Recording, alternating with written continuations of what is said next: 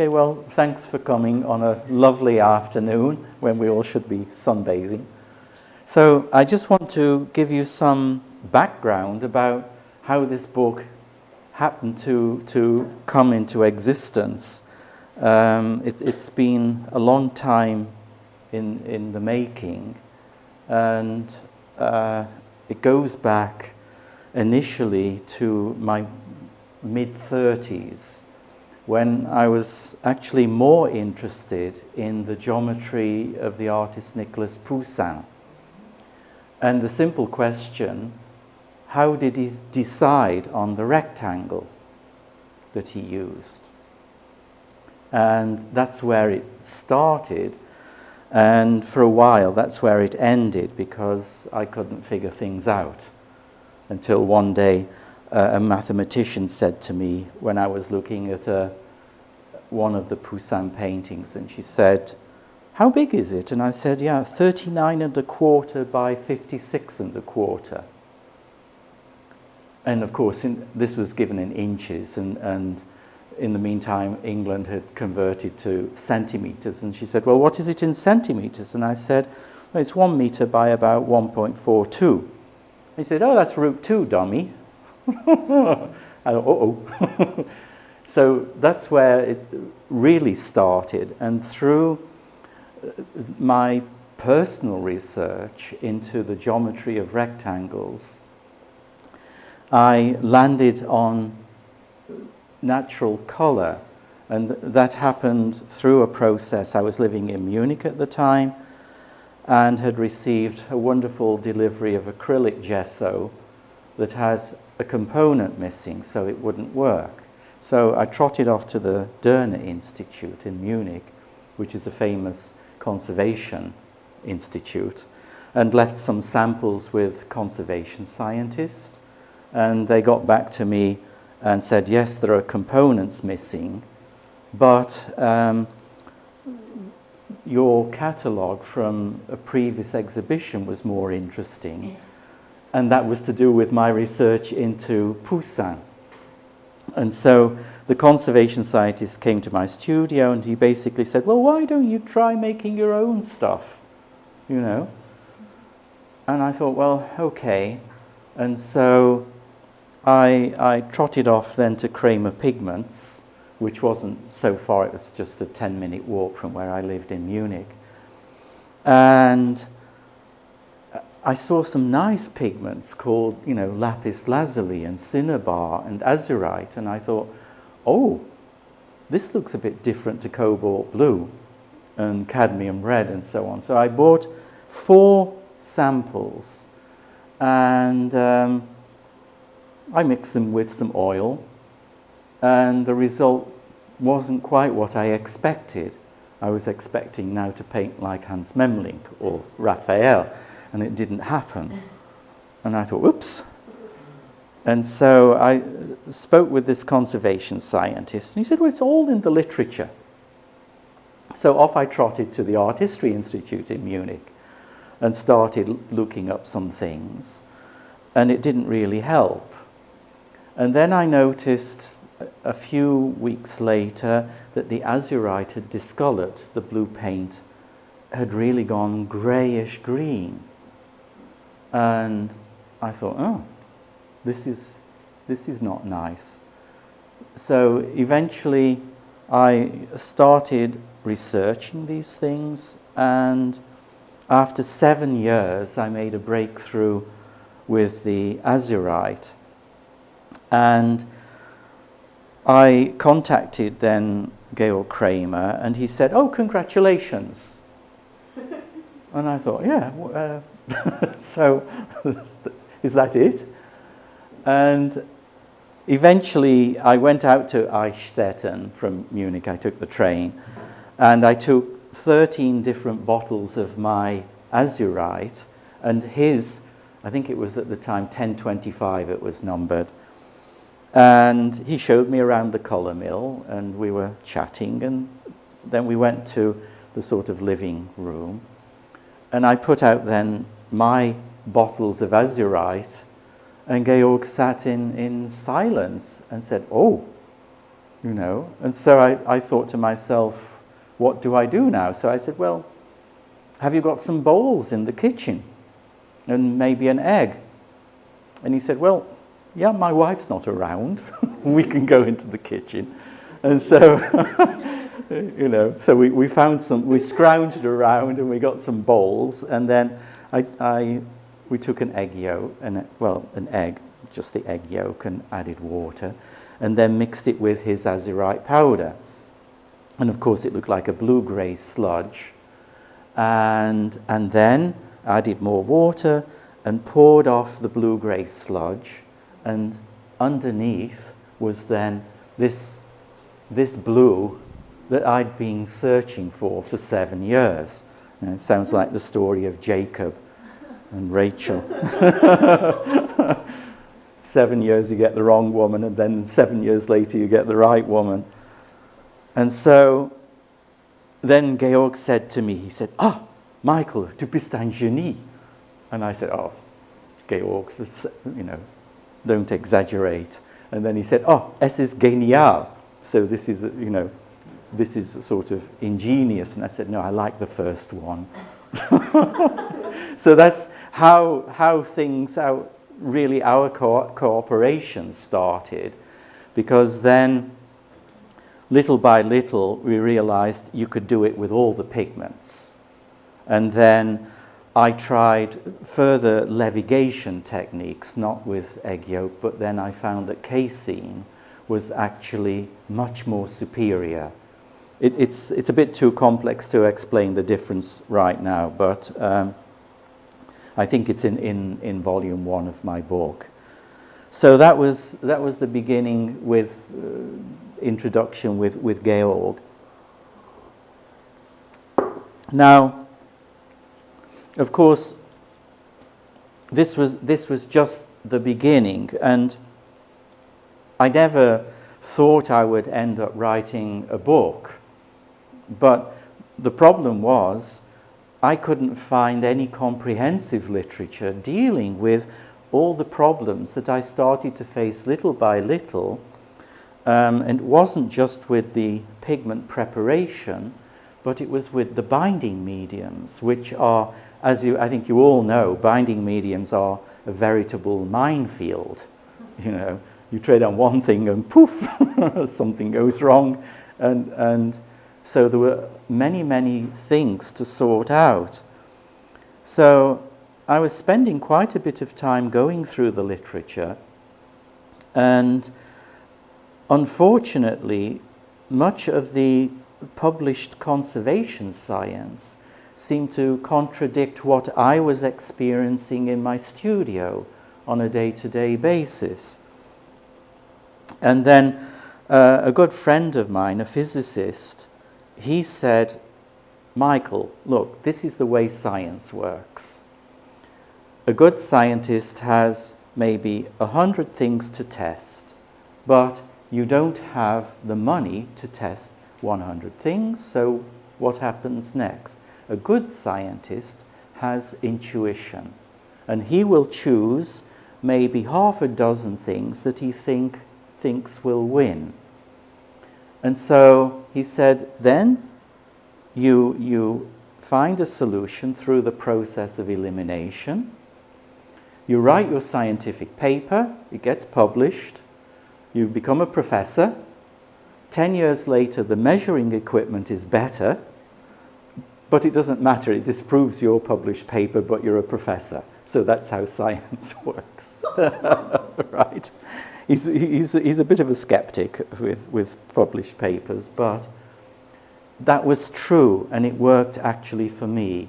So what I started to do was keep notes in my studio of everything that happened. I took photographs and so on. And little by little, I had enough material. I published then my first paper in Leonardo, and then then you get some invitations to write papers, because then they think, well, okay, he's maybe a little bit more than an artist, he has a brain. So, and so that's where it then began. So now, with the book itself, there are two volumes, one natural colour, and the volume 2 is proportion and composition. And you might not think there's any link between the two, but in my research I began to feel that I couldn't separate one from the other. And why? Well, these materials that you work with require some planning beforehand, because number one, they're a bit more expensive than modern synthetic pigments. So if you want to work with lapis lazuli, and I think you all know how much it costs, I don't need to tell you. You know, you don't do a Jackson Pollock with lapis lazuli or a Gerhard Richter, you know. And there I began to realize that all the preparation that Renaissance artists were making, much of the creative work was before they actually got to the panel. And then, of course, you needed to work out the size of your panel and what the actual format of your painting was going to be, so that you could then transfer your drawing to the panel. But there was then this additional element again. How do you choose your rectangle? Which is really what nearly, I think, 99% of paintings are on rectangles. And so I started to look at some of the data that I collected over many years, and sometimes there was a pattern, but sometimes there wasn't. Okay, and so I'll go into that later, but I just wanted to point out that there is this essential link between the two books, and basically it's one that the pigments necessitate that you plan a composition. I mean, if you work as an abstract painter or no reference to the phenomenal world, you can work quite freely, of course, but you need to sort of practice a little bit before you start messing around with things. I always suggest take some earth pigments. It's not too expensive to make a botch up of things and so on. So anyway, with volume 1, basically I introduce all the main pigments. Now, you don't have to stick with all the pigments that were used in Renaissance art, because more and more are actually being identified as the equipment improves. So I go through some of the main pigments. You've got lapis here. These, of course, are crystals which will give you the purest blue. These are lapis plates. This is, you know, from one of the mines in Afghanistan, where there's just a machine cutting into this, you know, blue layer. This will give you a blue that's no more blue than this. There are always these tricks that the mineral dealers do, you know, by wetting it, and this is what you will get. Well, forget that. You will get a blue like this, and from this you will get a blue like this. Azurite, in my book, it's one of the central pigments that I deal with the problems that you can face with mineral pigments. And that's to do with what's called the refractive index. And that is how light travels through a pigment or a binding medium. And the less it is bent as the light goes through, the lower the refractive index.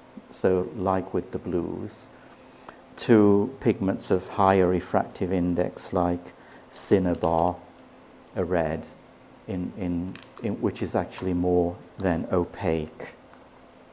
Now, one of the main things that I deal with in the book is all the tests that I had done, mainly with azurite, but with also some of the other pigments, because I could not rely upon the conservation literature. And unfortunately, I found there was a lot of plagiarized texts, including footnotes, which is, you know, that's really a killer when the footnotes go full circle back to square one.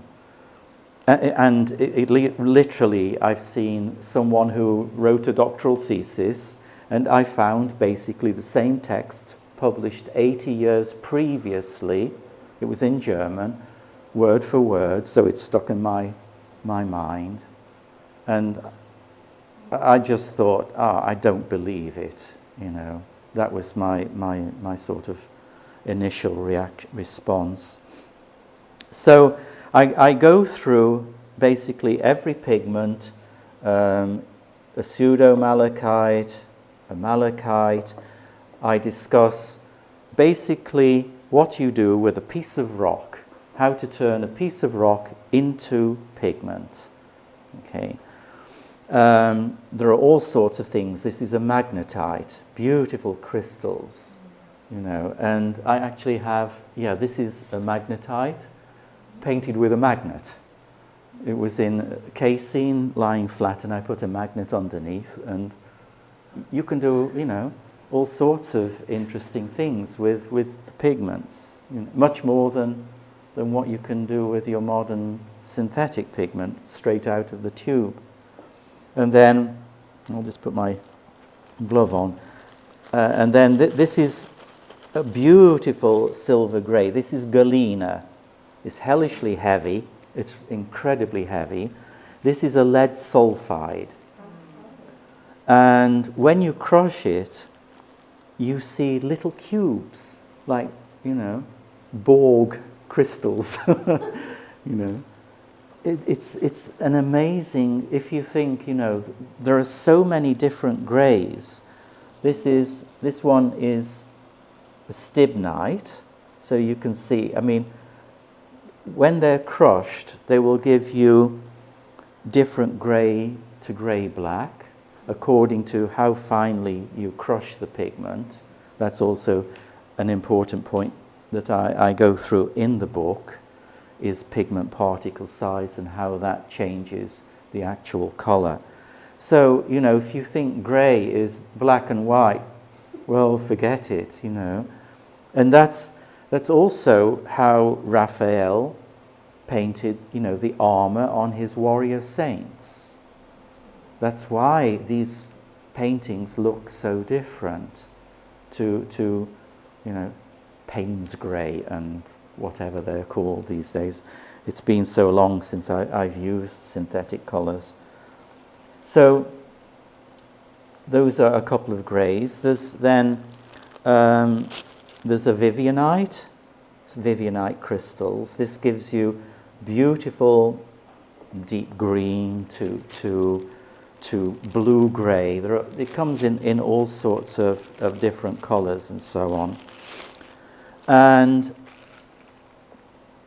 here, this is a simple red chalk, a hematite, and with this, you can do. Let me see if I can just get it in the right position.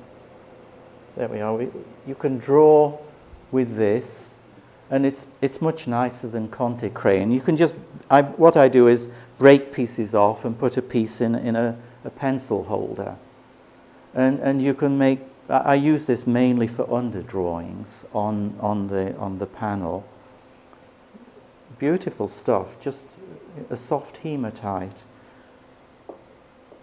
Then you've got other. This is a tourmaline, a black tourmaline. It comes in all sorts of colours: green, pink. It's a bugger to crush up. It's very hard. I've got this huge pestle and mortar, so sometimes. You know, if I can't think of anything to do at the end of the day, I put on my caveman hat and sit there crunching away. You can buy these I think now for about $9,000 or $10,000, you can get these sort of small crushing machines.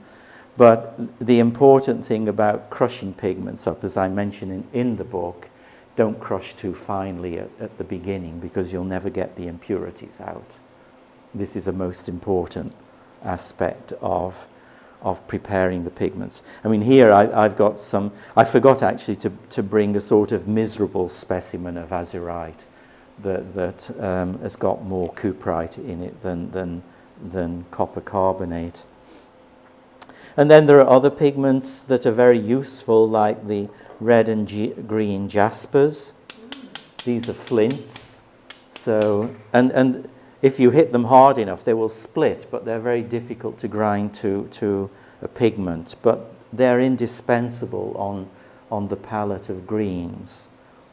Some regular yellow ochres.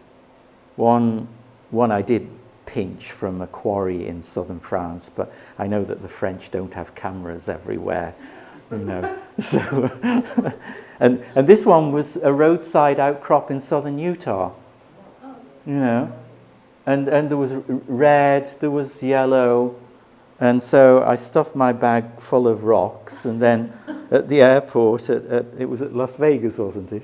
Yeah, at the airport, I think they thought I was bonkers, you know, with a bag full of rocks. So, yeah, and then, yeah, orpiment here, beautiful.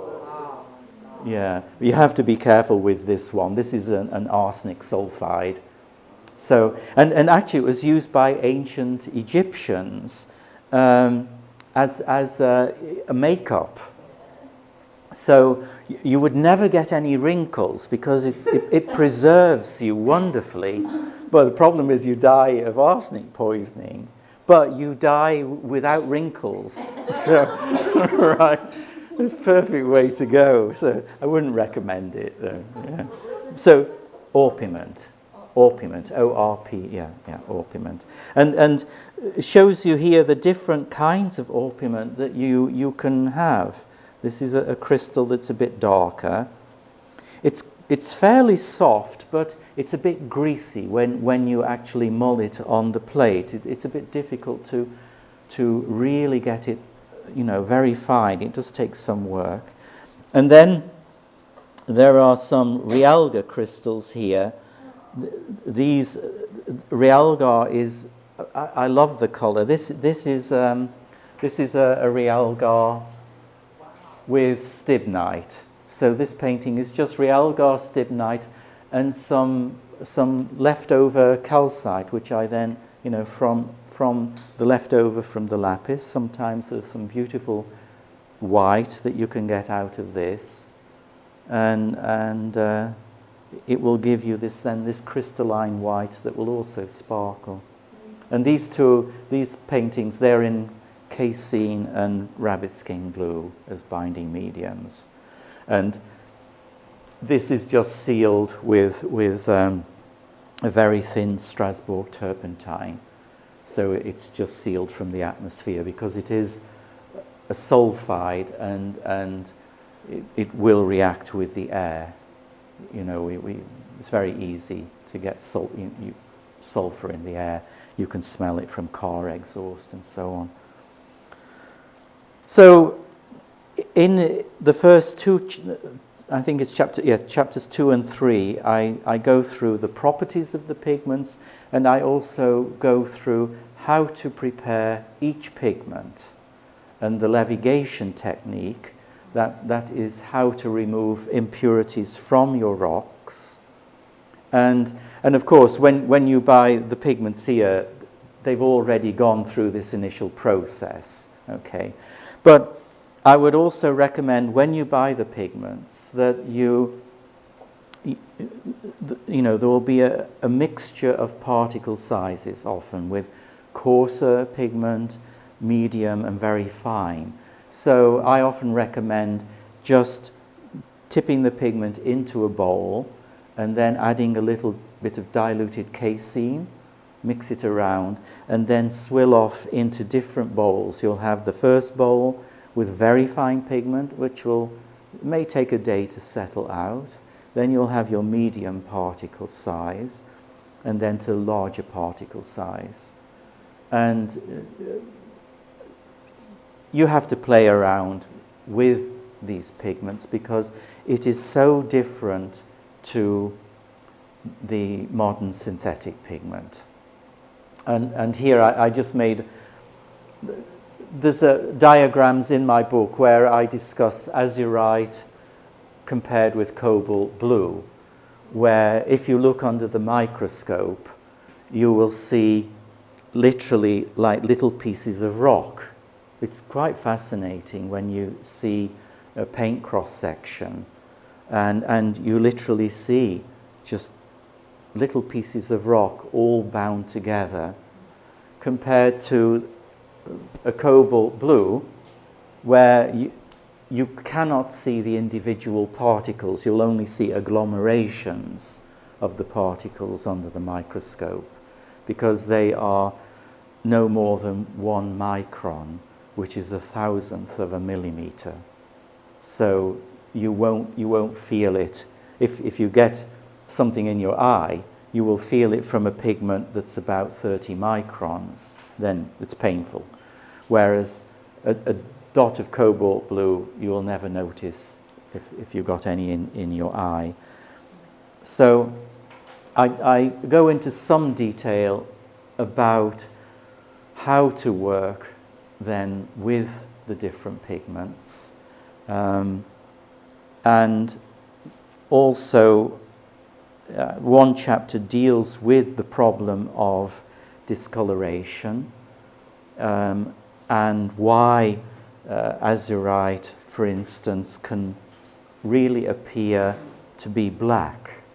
There's a painting in the Metropolitan Museum, and I have it illustrated in, I think, in chapter 4, a Raphael painting, and it was, the Madonna was in a deep blue dress, but now it's black.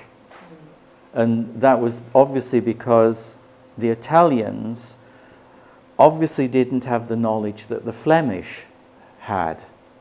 And, you know, remember, you couldn't go on the internet in those days and check out what was happening.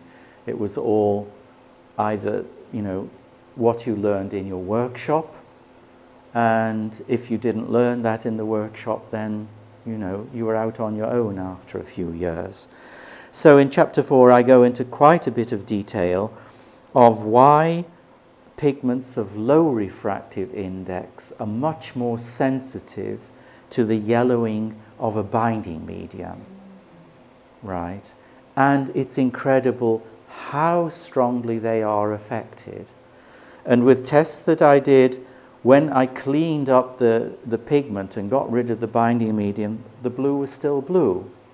So it was literally the binding medium had yellowed, it changed the refractive index, and you ended up with quite a different color. And I've got examples in chapter 4 of discoloration of azurite, and it's really awful. Then, of course, eventually, because following this advice from my physicist friend, I did binding medium tests. I sent them then to the Derner Institute and also the Vienna University of Technology in Austria. A person there was really, really helpful and did 7-year aging tests for me. And that was just invaluable. I did find really a lot of help from people who didn't dismiss me at first as being a complete nutter. Oh, here comes Sherlock Holmes again, you know. So, and then the results were really quite fascinating. So in chapter 4, as I said, I deal with many of the problems and the solutions. And I have a chart where I show binding mediums that you can use with each pigment and binding mediums that you should avoid with certain pigments. And for me, the interesting process, it took about 3 years to sort out the whole binding medium problem. And eventually I began to see that I should discard all my preferences and just work very pragmatically, and the results were quite astonishing. So at the end of the day I realized, you've got to use different binding mediums with the different pigments, and that has been corroborated on some paintings where they've actually been able to take paint samples from paintings in really bad condition, because remember, you can't just start scraping away at a Van Eyck and say, oh, I want to see what's under this dress. You can't do that. You can only do it on a painting that's in really bad condition.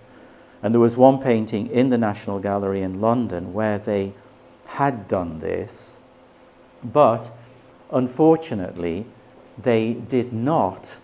Oh, hi, Kyungwa. Yeah. Unfortunately, they didn't combine or say which pigment was in the binding medium. So they gave you the different binding mediums because these were chemists, and they're only interested in binding mediums. This is, I mean, it was well, many. Well, this was one of my frustrations, yeah. Yeah. But now I think we're doing a little bit better communicating. Yeah, I found this out at the Derner Institute in Munich, where one person who was doing the binding medium analysis for me, and we'd sent out some casein paint samples, and they came back, the result was egg yolk. And I said, no, this is not possible. And then he said, but aren't you sure there was no contamination in your studio? Because you're an artist, so we know artist studios are messy. Well, I said, no. There was definitely no egg yolk at all. And so also that was an interesting point for me. And I thought, again, just rely on my own analysis of what I have done, and then I know I'm on the right track. So that's where that went with the, as I said, in this chapter dealing with discoloration. And so when I go through a museum collection, and of course I can spot, there may be an area of discoloration here with the azurite. If it's a Flemish painter, generally there are no problems, because obviously, as I said, the solution that I present in chapters 4, chapter 5 as well, with binding mediums, and this was the pine resins, Strasburg Turpentine, and large turpentine to a lesser degree, and you can also use Canada balsam. And these binding mediums, in the chapter I asked the question, why did I not use them earlier? And the reason was the conservation literature said, oh, no, they all yellow and this, that, and the other, and crack and whatever.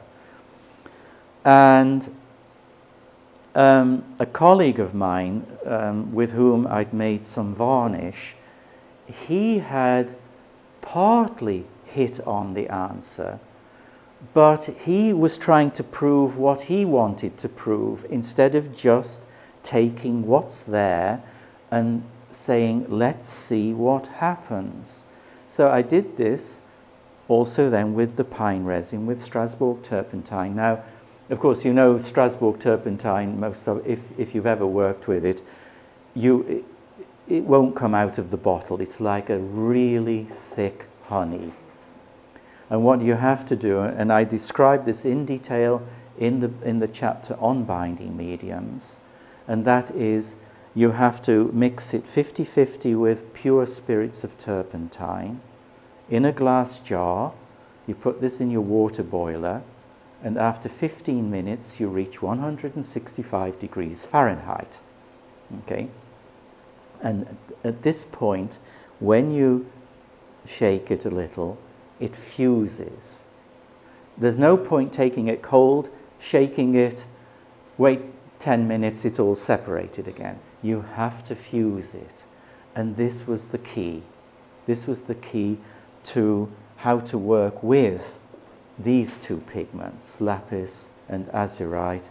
To some degree, cerussite, that's a white lead carbonate that had also the same problem.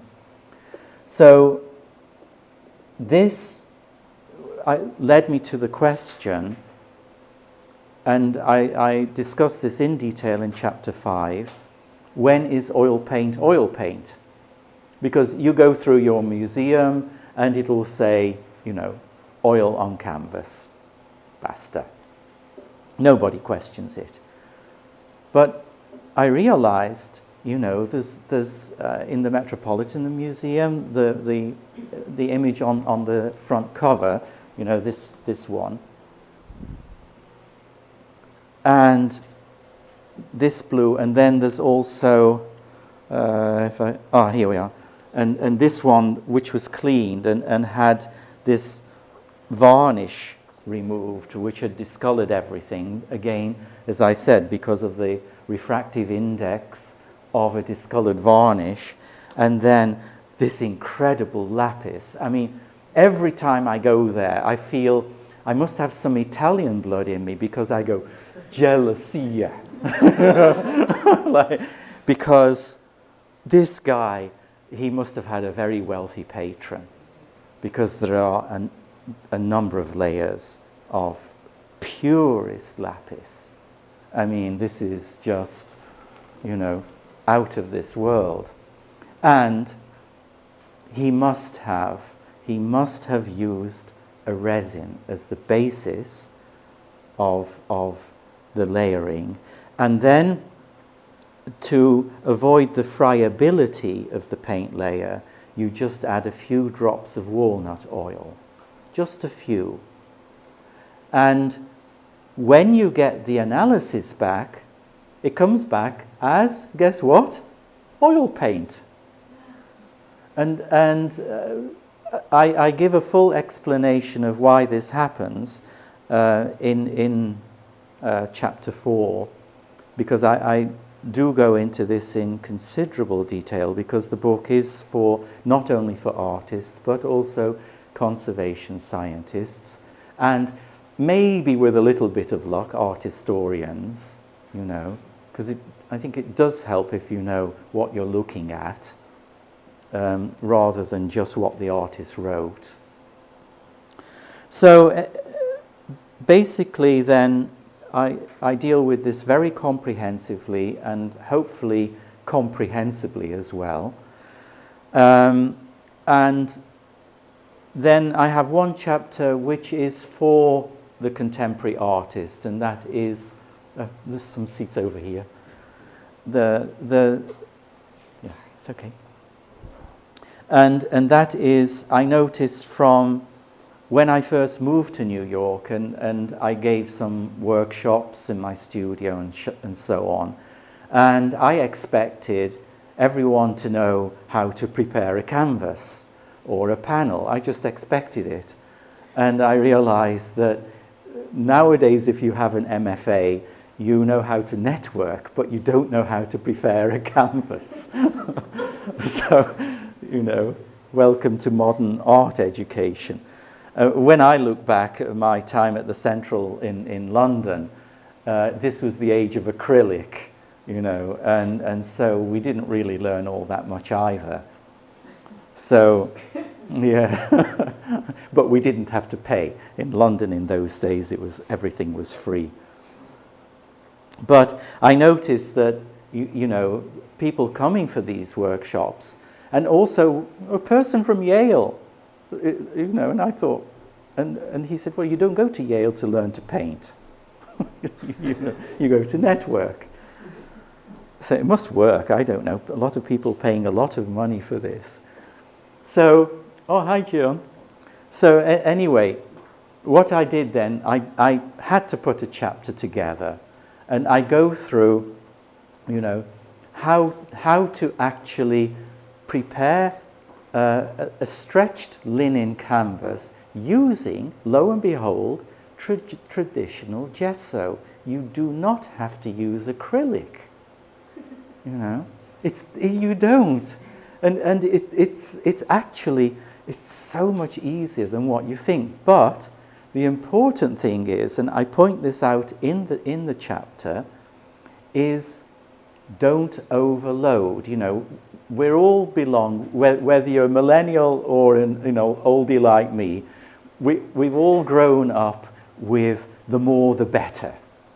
You know, lash it on, lots of ketchup, or lots of this and lots of that. And you see, artists like Gerhard Richter, he's got like buckets of paint and then with the squeegee all dripping off and whatever.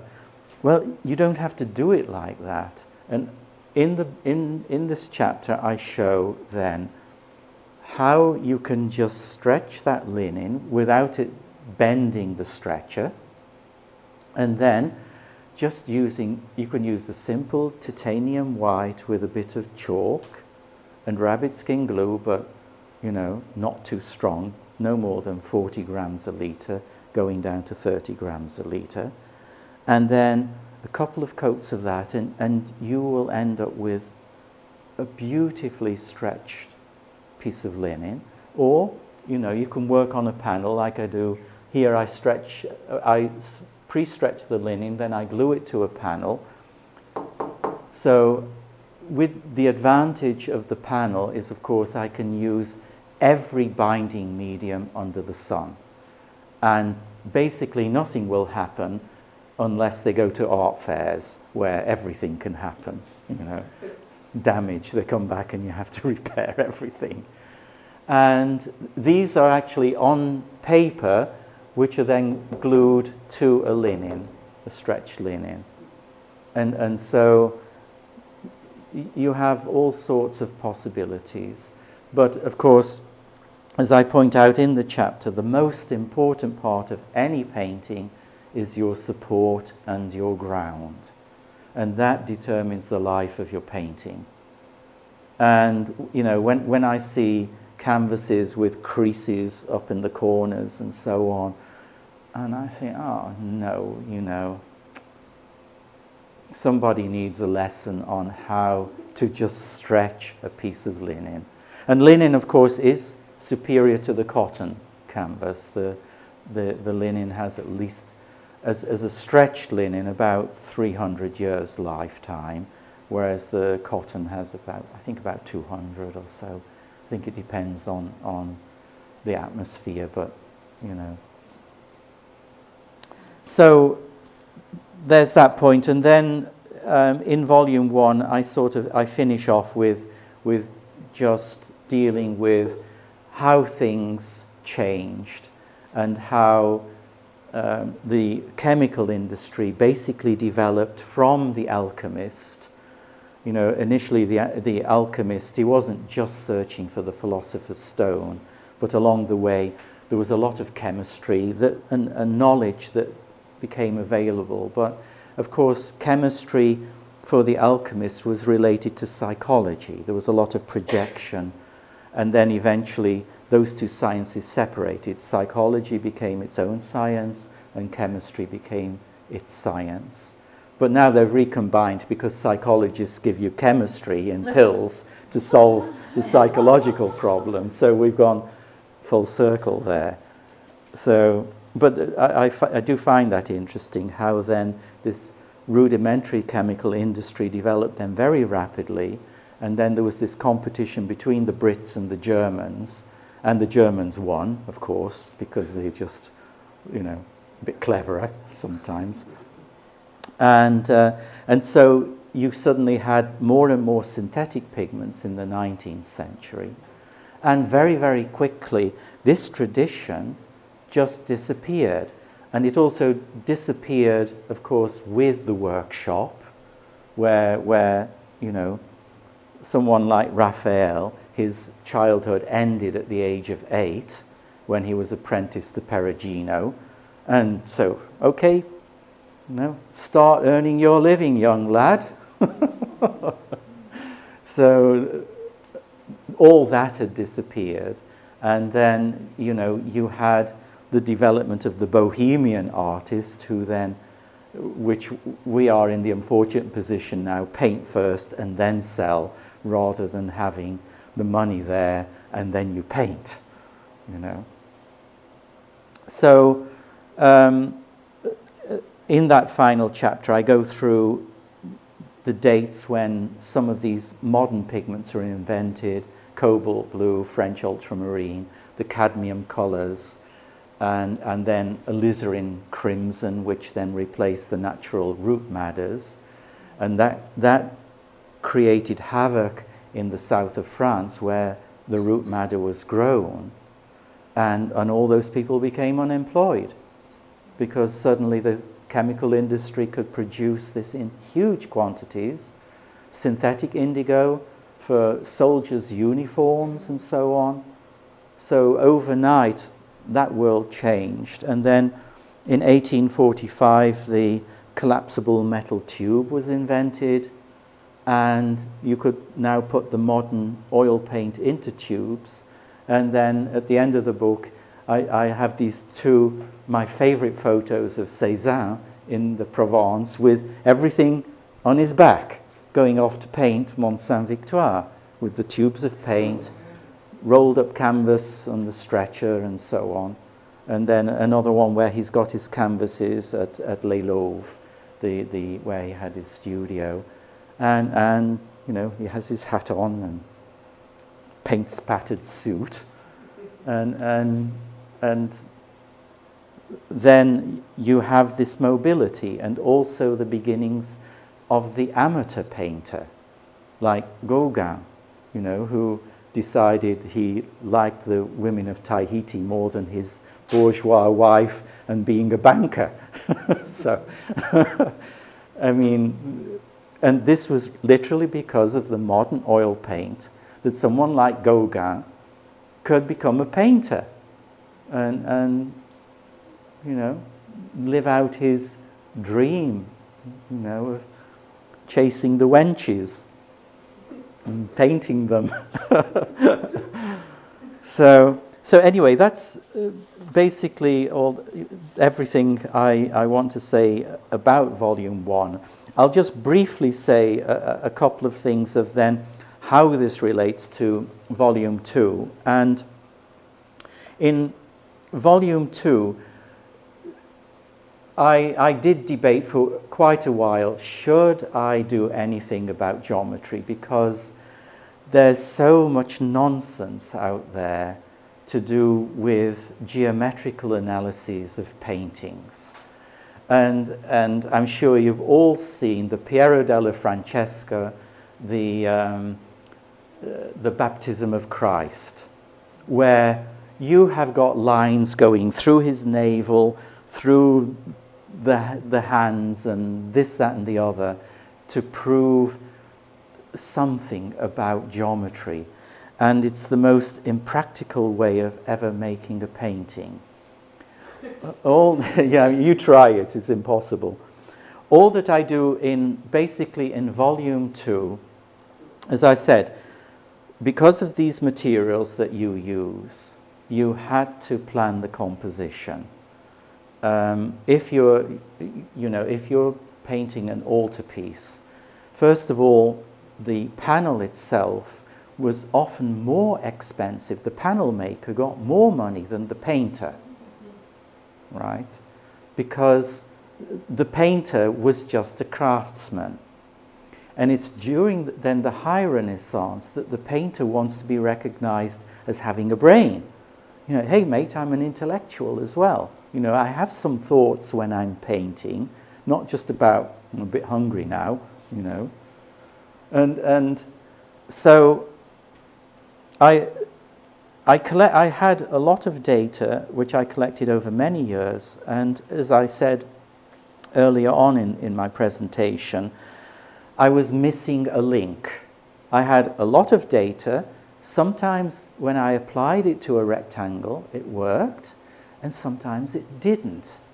And for the life of me, I couldn't figure it out. And that's why it was often, I left a lot of the stuff shelved for years. until when my wife and I, we went for our 60th birthday to southern Spain, to Andalusia. And I was really fascinated by the Islamic patterns. And I got a couple of books, and on the holiday, I suddenly realized, dummy again, I've missed out root 3. Why did I not take root 3 into consideration? So basically, just to give you what this book deals with, I just take the square where you give the value of 1 to 1, and the diagonal of a square is the square root of 2. Okay? The diagonal of the root 2 rectangle is root 3. And the diagonal of the root 3 rectangle is root 4, which is 2 squares. And then the diagonal of 2 squares is root 5. Now this is the basics of Euclidean geometry, which was then applied differently with the Renaissance artists and differently in Islamic art. And both are really very fascinating, but quite different points of, well, they end up in different worlds, quite different worlds.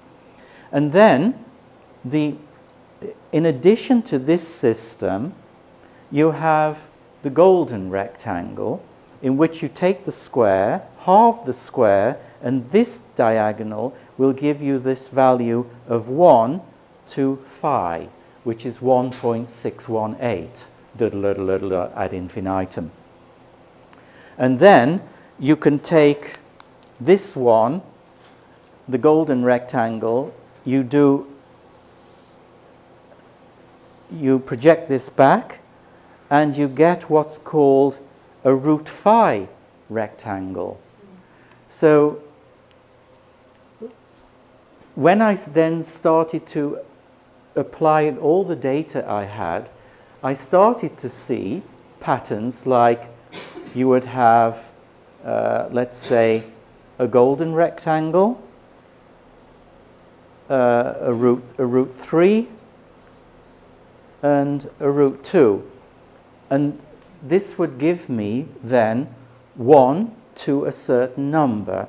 And often the clue to whether it was what I term then a harmonic rectangle was when you get 1 to 1.66666 or 1.33333 or 1.212121 or something or other.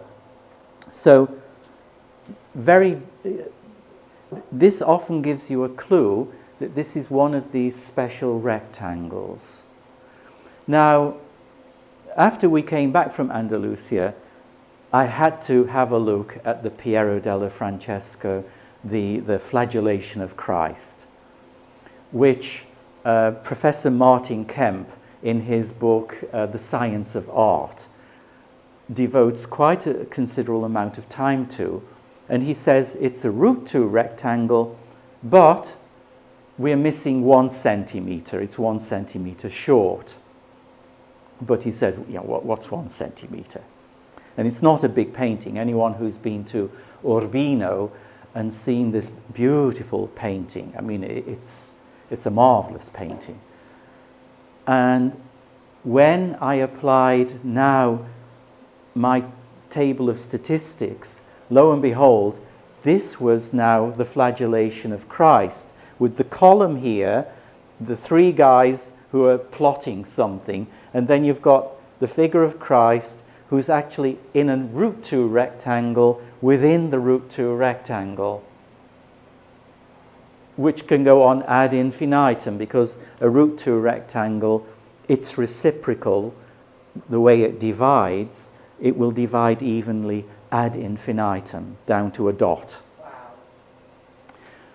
So that's what started to happen to me. Suddenly, all these paintings that I could not figure out, and then I just started to apply the data, and it started to work. So that's all the book is about, mainly about.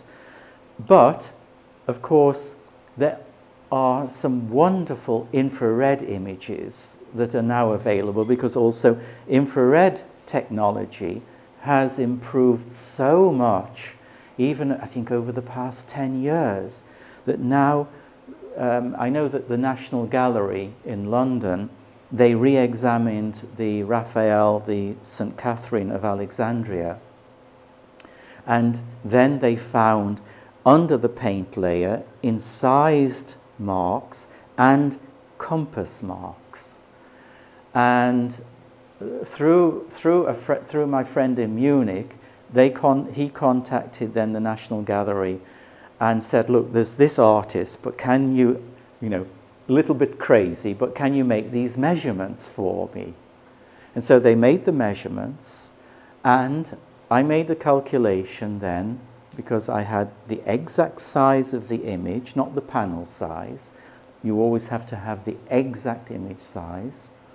This divided into a root 2 rectangle and a root 3 rectangle, perfectly within a fraction of a millimeter.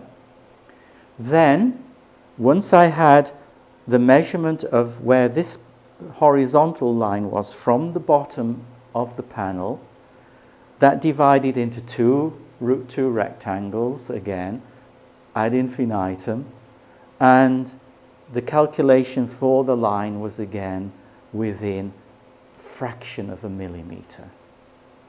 And then the question was, what was the purpose of these lines? The purpose was quite simply, you have your cartoon that's a different size to the panel. So how do you place the cartoon on the panel so it's in the right place? So you need some marks. That's all. So it's basically a help in the positioning of the units within your painting. And then other things that I'd done over many years in Munich, I had access to this huge Tintoretto painting, 16 feet high. And fortunately, Andreas Baumeister, he had taken his infrared camera up on the scaffold, and he'd just taken a few shots of different parts and had found again some interesting things. Under Maria's hand, a cross to position her hand, the whole compass hole in her head, a compass hole in an apostle directly below her, about almost 2 meters below her. So, here you are, you're working on a scaffold with 20-odd life-size figures.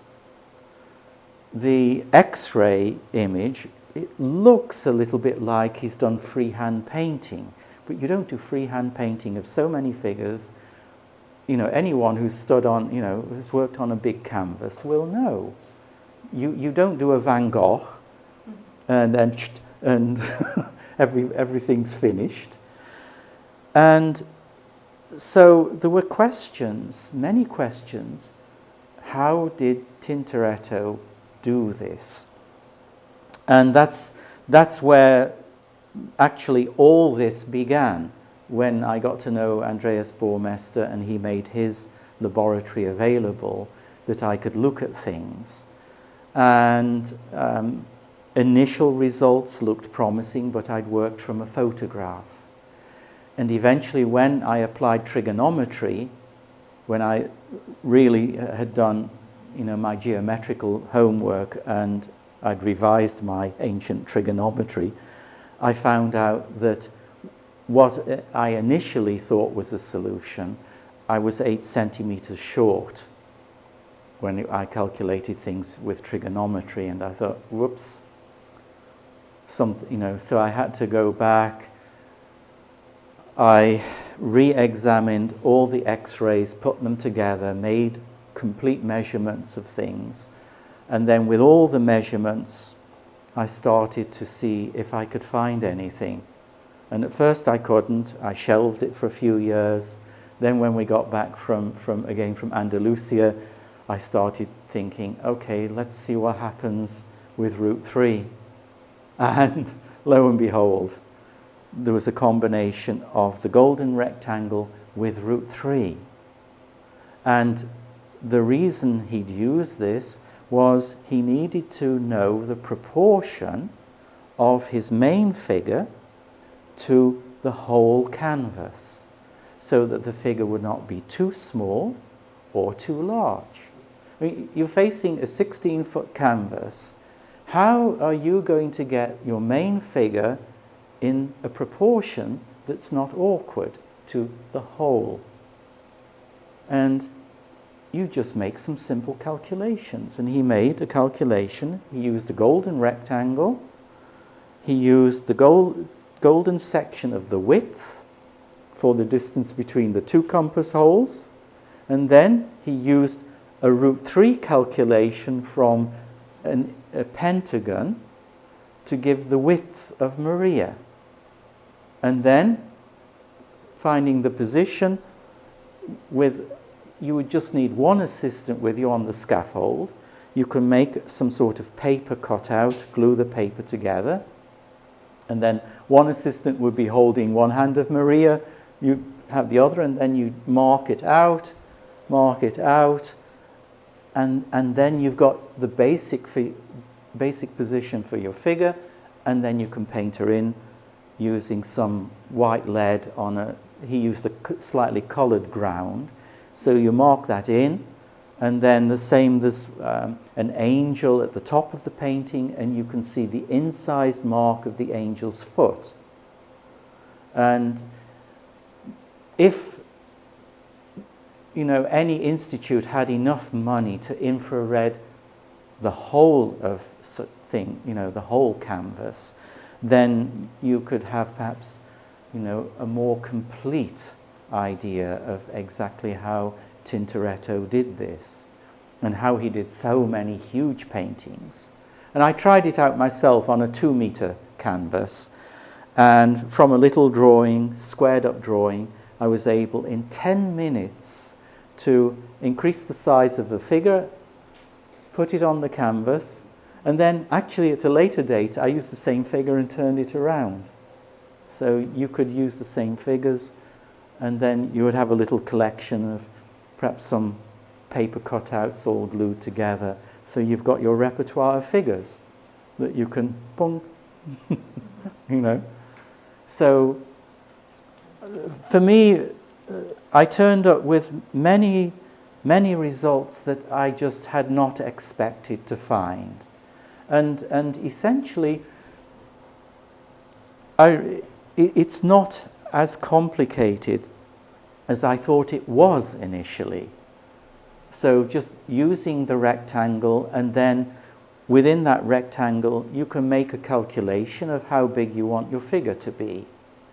And even if you're, let's say, doing abstract geometrical work, how will you place a rectangle within a rectangle? Well, if you start off with a rectangle that has what I call geometrical significance, you have all sorts of possibilities, and you will always have some sort of harmony, or you can create a tension by taking another system. You can take a golden rectangle with a root 2 and create a tension. So there are all sorts of things that you can play around with. It's not all that complex.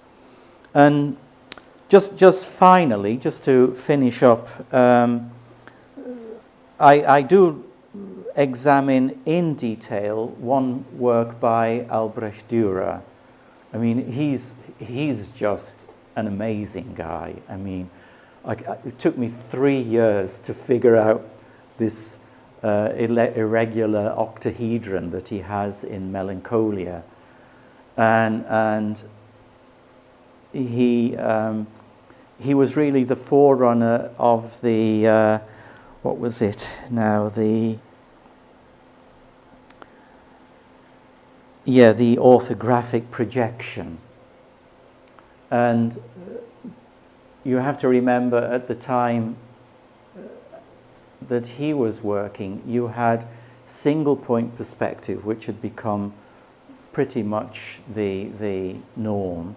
But anyone who's worked with single point perspective will know it doesn't work all the time. If you have a high vanishing point, so high in terms of the whole image, things at the corners become very distorted. And Albrecht realized this, and he made a drawing of an orthographic projection machine. You know, there's some wonderful drawings of Dürer where you've got this, you know, you have your model, your nude model on a table, and you've got the guy with the grid, and he's sort of looking at her through this grid then to try and get an accurate idea of what you see. I mean, and Dürer was really into accuracy. And with the orthographic projection, you have the first idea of having your front elevation plan and then projecting the side elevation of what it will look like from these first two elevations. And that's basically what he did with his irregular octahedron in Melancholia. Eventually, I really had to calculate everything with trigonometry, because with geometry, 1 millimeter inaccuracy adds up to 2 or 3 when you come to the projection. So at each step, I use trigonometry because I know that there are a number of mathematicians who will be going through this, trying to find the fatal error, right? And so I did this for the mathematicians because I have them all in the footnotes and not one of them solved the problem. And because it didn't work, I thought when I did my homage to Dürer, and this painting and that painting at the end are with this irregular octahedron, I thought by going through these mathematical papers, and there are I think about 20 I cite, but none of them were workable. And when a mathematician writes, well, we estimated that the point from the viewpoint was this, and I thought, I don't like the word estimation, and of course their projection didn't work, you know. So it took me a long time. It was quite frustrating at certain points, but I eventually cottoned on, and I made models, and then I would photograph the model, and I would turn the model and see what would happen, and so on. And then little by little, I began to figure out how he'd done it. So that is really a chapter. It's meant for the mathematician, because I know if there's one German mathematician who claimed that he'd found it, and I show that he hasn't, and so he's going to go through it, you know, with a tooth comb. And I thought, right, mate, we'll show you. We'll show you. Okay, I think basically, anyway, I've covered the sort of main points about how the two volumes are related, you know, and so I know now and then people just want the pigments and a quick fix on, you know, how do I get to this point? Well, I can assure you there's no quick fix, but all that I can say is there's nothing quite like working with these colors, and it just takes time. I mean, you know, and I realized at one point, before I kick the bucket, I have to work with these pigments and gold leaf, you know, like in the good old days, but then the church paid for it, you know. And as a post-Christian, no church is going to support me. Okay, if anyone has any questions, we can go upstairs and so thank you.